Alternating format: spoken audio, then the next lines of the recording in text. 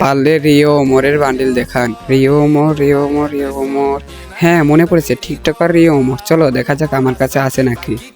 প্রথমে খুঁজতে হবে খরগোশের মাথা, খরগোশের মাথা, খরগোশের মাথা। কোথায় রে খরগোশের মাথা? কোথায় কোথায় কোথায়? আয় আয় খরগোশের মাথা, কোথায় আয়?